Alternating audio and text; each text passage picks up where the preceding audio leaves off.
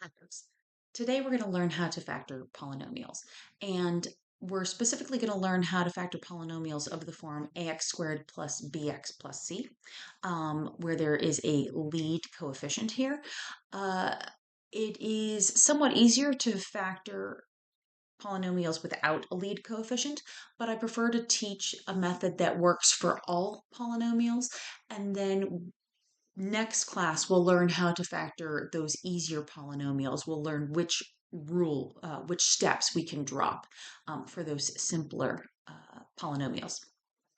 So let's look at an example here, and we're actually going to kind of ignore what it says here in the notes. We're just going to go ahead and do it the way we're going to learn today.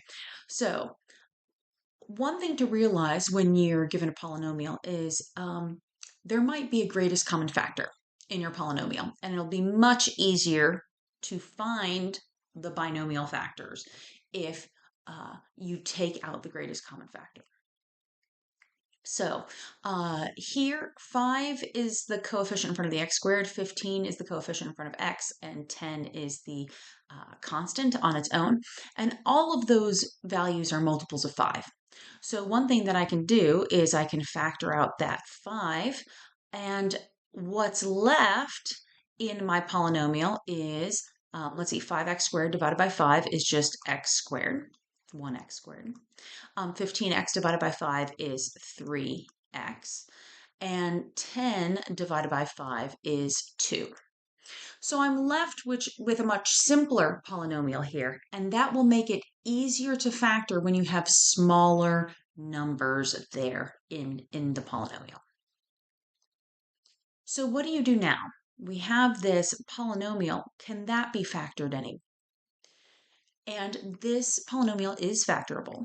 What we're trying to do is the opposite of the multiplication process that we've learned earlier in this chapter. And so we're kind of doing the reverse of what we did in section 7.2. So I'm going to create a 2 by 2 table, just kind of a box here. And I want to put, I'm going to put the first term in the top left corner, and I'm going to put the last term in the bottom right corner. And for these remaining 2 boxes, I'm going to write down some number with x and some number with x, so that those 2 numbers are factors of AC, but they add up to B. Let me show you what I mean. If we think of this as being in the format ax squared plus bx plus c, my a value is 1, my b value is 3, and my c value is 2. So what I want to do is I want to multiply a and c together. So ac equals 1 times 2, which equals 2. I want to find factors of the number 2 that add up to that b value, 3. Well, the only factors of 2 are 1 and 2. So 1 and 2, when multiplied together, make that value 2. But when added together, make this value 3. So I found the factors of A times C that summed up to B. So this is the kind of result of multiplying 2 mystery factors up here and down here. 2 mystery factors create this answer to the multiplication problem that I have written here, x squared plus 3x plus 2. We're learning to undo the multiplication that we learned in section 7.2. So now we ask ourselves, what times what equals the value that we see in the box? So remember, this box resulted from multiplying this value times this value. We're going to get x squared by multiplying x times x. Now, sometimes I have students saying, well, how do you know you don't have an x squared up here and just a 1 over here without the x? I know that because x appears here in this box, so there has to be an x over to the side because an x appears here and here. And I know that there must be an x in this column header because there's an x in this box and in this bottom box. All right, so I know what values multiply together to get us the values in this box. How about the other column header in this position here? Well, I know that it's some value times x gives me this result in the top right corner. So this missing value must be 2. 2 times x equals 2x. What must my missing value in the bottom left corner be? Well, x times, if the missing value is 1, x times 1 gives us 1x.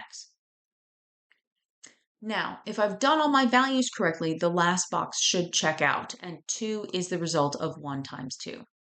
So I can see here that the factors that multiply together to give me this resulting polynomial are x plus 2, there's a plus sign in there because that 2 wasn't negative, times x plus 1. Again, there's a plus sign here because the 1 was not negative.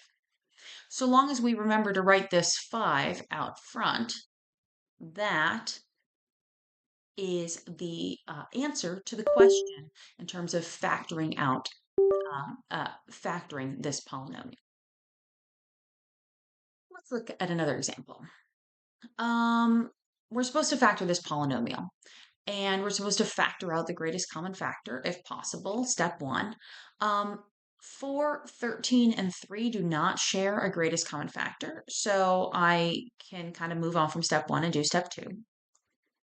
For step 2, I put 4x squared in the top left corner, and I put 3 in the bottom right corner. And I need to write some value with x and some value with x in the remaining 2 boxes. And where I get those values from is I find the factors of AC that sum to B. So I look at my A value, I look at my B value, I look at my C value, and I do A times C. A times C, 4 times 3 is 12. And I want to do factors of A times C that sum to B, so that add up to 13. And I want to find the factors that make this true, the factors of A times C that sum to B. So the best way to do this is to make a systematic list of factors. So 1 times 12 equals 12. 2 times 6 equals 12. 3 times 4 equals 12. The benefit of making a systematic list like this is that once you get to the same value or numbers that are close to each other, you're sure you've come up with all the possible factor pairs. When you've made this list, if you're paying attention, you could have stopped at the beginning because 1 times 12, well, 1 times 12 equals 12, but 1 plus 12 equals 13. This is the factor pair we want to use. Notice, just this will hopefully help you for future problems, but 2 plus 6 is 8, 3 plus 4 is 7. The closer the values are together, the closer the factors are together, the smaller your sum is. And so if you're looking for a big sum, you go with factors that are further apart. If you want a small sum, you choose factors that are closer together. I'm going to focus on those 2 numbers we chose, the number 1 and the number 12. It doesn't matter whether we write the 12 in the bottom left or the 12 in the top right. You will get the same answer in either case. We just now need to find the column and row headings whose product creates this table. So how do we get 4x squared? I need to have some number times x multiplied by some number times x as my column and row headings to get that number 4. I could get 4 by doing 1 times 4 or doing 2 times 2. What happens if I put in a 2 here and a 2 here? Well, notice I can't multiply 2 times anything and get the answer 1 in the bottom left-hand corner. So those are not the right coefficients to use. Instead, I want to use the coefficients 1 and 4. And I'm going to write the 1 up top because that's the only way I can get a 1 in the bottom left corner. And I'm going to write the 4 on the side because the 4 is going to help me get up to 12 in the top right corner over here. So coming up with the other column and row headings, I must have a 1 here on the left side because 1 times 1x is 1x. And then in the top right column heading, I need to have the number 3 because 3 times 4x gives me 12x. If I've done everything correctly, the bottom right-hand corner should be correct. 3 times 1 equals 3. So I know that I've factored this polynomial correctly. It's just a question of writing it correctly. So what I do, and the order does not matter, 1x plus 3. So because this wasn't a -3, the implication is that it's a +3, and times 4x plus 1. Again, because this wasn't -1, it's +1. Typically, we don't write lead coefficients of 1, so I'm going to just kind of rewrite this in the standard form of x plus 3 times 4x plus 1. Let's look at another example. This time I've got some negative signs in my polynomial, so I'll probably have some negative signs in my factors. Let's see, 3x squared minus 7x plus 2. I'm looking for a greatest common factor. There are no greatest common factors here, so I'm moving on to step B. I'm prepping my table. 3x squared goes in the top left corner, 2 goes in the bottom right corner, and I'm looking for some value to write with x, some value to write with x, so that they are both factors of a times c, and when I add them together, I get -7. A is 3, B is -7, and C is 2. So A times C is 3 times 2, which is 6. And my B value is -7. Now, up to this point, we have only had AC was a positive number and B was a positive number. This time, AC is a positive number and B is a negative number. The only way that's possible is if both of my factors are negative. A negative times a negative is a positive, but then when you add those two negatives together, you get a negative answer. So, I'm going to make a more systematic table this time. I'm just going to start with 1. I could do 1 times 6. I could do 2 times 3. I could do, well, 3 times 2 is starting to repeat factors again. But remember, these both need to be negative. So -1, -6, and -2, -3. When I see what they sum up to, my -1, -6, that adds up to -7. So this is those are the factors I want to use. -2 and -3 just add up to -5. All right. So I'm writing -1 and -6 in my boxes. Now I have to work backwards to figure out the column and row headings that would have multiplied together to give me this answer. Some number with x, some number with x. The only way to get the number 3 is prime, is 3 times 1. So where do I put the 3 and where do I put the 1? Because there's a 1 down here, I need a 1 as my column heading. I can't write the 3 up top because it wouldn't work for this value in the bottom left corner. And I'm going to write my 3 on the left side as the row heading. Coming down here, I'm going to write -1 as my bottom row heading because negative 1 times 1x gives me negative 1x. And then I'm going to write negative 2 as my column heading because negative 2 times 3x gives me negative 6x. And if I've done everything correctly, those last column and row headings should multiply together to make 2, and they do. So my factored form of this polynomial is going to be 3x minus 1 times 1x minus 2. Although we don't usually write that one coefficient, we're just going to say x minus 2. And that is our answer.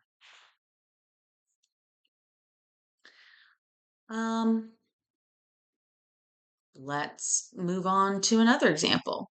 Here we've got a couple of subtraction signs. Let's look at kind of what we do when a times c is negative and no, b is not positive. This time b is negative. So in this case, we're going to have one negative factor and one positive factor because a times c is going to be negative 14 and my b value is going to be negative 5. So I'm going to follow this rule. I'm going to have a positive factor, a negative factor, and my negative factor is going to be big, the bigger number, and my positive factor is going to be the smaller. I did skip ahead a little bit here. I should have checked to make sure that there wasn't a greatest common factor, but there is no greatest common factor for 2, 5, and 7. Those are all prime numbers. So I'm going to go ahead and prepare my 2 by 2 table. I'm going to think about 2x squared. I'm going to think about negative 7 in the bottom right corner, and I'm going to leave space for some number attached to x and some number attached to x based off of what I decide over here in my table. So what are the ways to multiply numbers together to get negative 14? Now remember, when I add my numbers together, I want the sum to be negative 5. So when I write like 1 and 14, I want my bigger number to have the negative sign. 2 with 7, and the 7 can be negative. And I'm actually out of factors here. 3, 4, 5, and 6 are not factors of 14. So the next number would be 7. And I've kind of come full circle. I've already thought about 7 as a factor. And so which of these sum to negative 5? 1 plus negative 14 is negative 13, and 2 plus negative 7 is negative 5. So these are the factors I wish to use. Coming back here, write the 2 here and the negative 7 here, and I'm ready to find my column headings and my row headings. Let's see. I need to have something with x and something with x. 2 is a prime number, so 1 times 2 equals 2.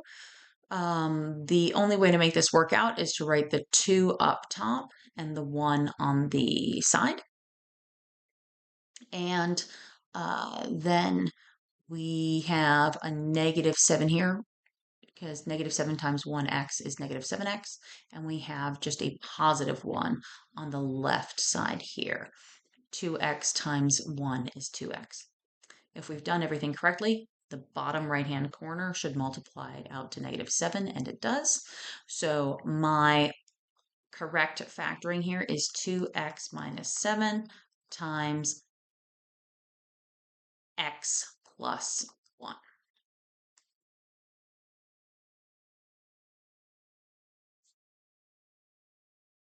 By the way, folks, it does not matter which box, so long as you use the bottom left and the top right boxes, it doesn't matter which number you write where, and the order in which you write your multiplication problem for your polynomial does not matter. You can write x plus 1 times 2x minus 7. More examples. Negative 4x squared minus 8x plus 5. If you ever have a lead coefficient with a negative sign, you should factor out the negative sign, factor out the negative 1 as a greatest common factor. The rules that we've learned are much easier to, kind of the advice, the tips for where to put the negative sign on your factors only work if your lead coefficient is positive. So if your lead coefficient is negative, factor out the negative 1 so that you, just to make the factoring process easier. So here, what I'm going to do is factor out the negative 1. And negative 4x squared divided by negative 1 is just 4x squared. Negative 8x divided by negative 1 is positive 8x. And positive 5 divided by negative 1 is negative 5. I've basically just flipped the sign on each term in the polynomial. The negative 4 became positive, the negative 8 became positive, the positive 5 became negative. And now this is the polynomial I want to factor. And in the very end, I need to remember to include a negative sign out front. So there are no other greatest common factors in here. So I'm ready to kind of draw my table and put a 4x squared in the top left, a negative 5 in the bottom right, and I need to think about my b term. So this is my a term.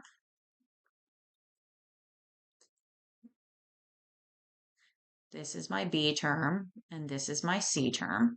So a times c is 4 times negative 5, which is negative 20. And I want my factors to add up to b, which is positive 8. So in this case, I've got a times c is negative and b is positive. So this is an example of this situation. A times c is negative and b is positive. So I want my large factor to be positive and I want my small factor to be negative. So kind of the opposite of what we did in part C. All right, so I'm going to just list my factors of 20. 1 times 20, 2 times 10, 3, nope, 3 is not a factor, 4 times 5, and we're going to, and now we've listed all the possible factors, and, but remember, we're going to make the small factor negative. Small factor is negative. So when we add these together, 20 minus 1 is 19. 10 minus 2 is 8. So those are the factors that I wish to use. 5 minus 4 is just 1. So the values that I want to put in these two boxes are negative 2x and positive 10x. I'm ready to think about the factors, the column headings and the row headings that will multiply to give me these values. 4, I could get 4 by doing 1 times 4 or 2 times 2. If I do 1 times 4, I can't have a 4 up top because 4, there's nothing I can multiply times 4 to get me negative 2. And I can't put a 4 on the left side because there's nothing I can multiply to get me 10 over here. So I must have to do 2 times 2. To find my other row heading, I'm going to do 2x times negative 1 gives me negative 2x. To find my other column heading, 2x times 5 gives me 10x. And if I found these correctly, then 5 times negative 1 should equal negative 5, and it does. So my polynomial, I would write 2x plus 5 times 2x minus 1, but not forgetting that negative 1 out front. This would be the fully factored form of this polynomial. One last question here, the kind of real life, real world example problem. So it says the length of a rectangular game reserve is 1 mile longer than twice the width. The area of the reserve is 55 square miles. What is the width of the reserve? Okay, so I have the area is the length times the width, but we just found out that the width of the rectangle, I'm sorry, the length of the rectangle is 1 mile longer than twice the width. So this is 2w plus 1. So what we have here is then I'm going to replace this length with 2w plus 1. And I'm going to multiply that times w. And that's going to equal 55. If I do the distributive property here, I'm going to get 55 equals 2w plus, 2w squared plus 1w.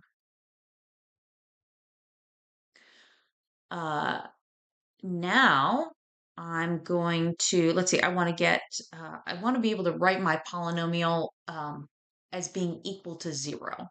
I want to be able to use the strategies that we've learned before about solving polynomials by setting setting this equal to 0.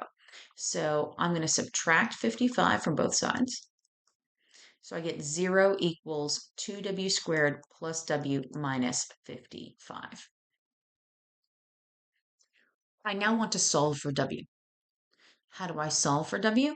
By factoring the polynomial and then setting each factor of the polynomial equal to 0, because right now the whole polynomial equals 0. So to write this as a multiplication problem, I need to factor this the same way that we've done all along. We need to think of our a term, our b term, and our c term. And I want to think of factors of a times c. So 2 times negative 55 is negative 110 that add up to b.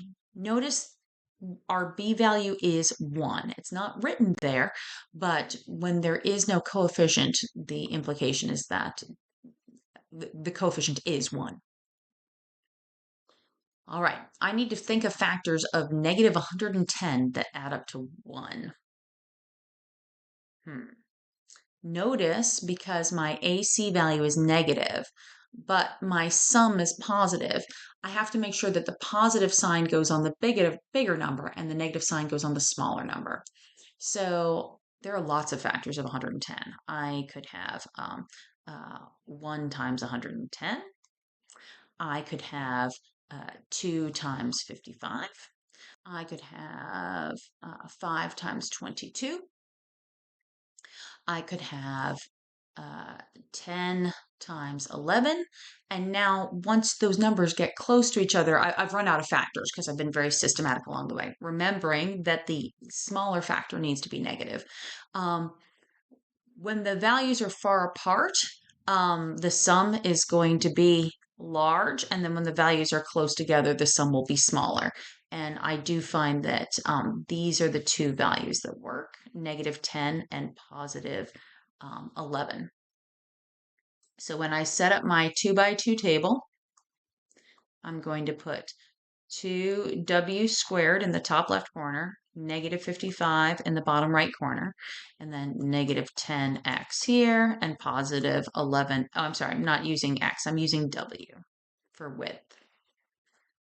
Okay, so I've set up my 2 by 2 table, and I'm ready to think of the factors that kind of multiply together to make the values that I see in the box. The only way to get 2w is to do 2 times 1. I should put the 2 on the left-hand side because there's an even number over here. And when I go look down the column, there is an 11 there, and there's nothing to multiply 2 by to get 11. So I must have a 1 up top. On the left side, this value must be 11. So 11 times 1w gives me 11w. And up above here, I have to have minus 5, because negative 5 times 2w equals negative 10w. If I've done everything correctly, the bottom right corner should just take care of itself, and it does. 11 times negative 5 is negative 55. So I've determined that my equation here, my next step, is actually 0 equals 2w plus 11 times 1w minus 5.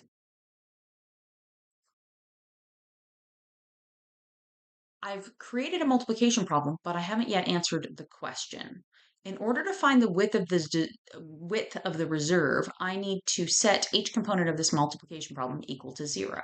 So in order for this to be a true equation, either 2w plus 11 equals 0, or w minus 5 equals 0. One of those has to be true. So let's go ahead and solve. What could w be over here? If I subtract 11 from both sides, then 2w equals negative 11, and I divide by 2, and I get w equals negative 5.5. For the other equation, I can add 5 to both sides of the equation, and I just get that w equals 5. So, are there two possible answers to this equation? No. This is a real world problem, and one of these answers doesn't make sense in the context of this problem. A negative width makes no sense. You can't have a negative width measurement. So only this measurement makes sense in the context of the problem. This field has a width of 5 miles. I hope this helps.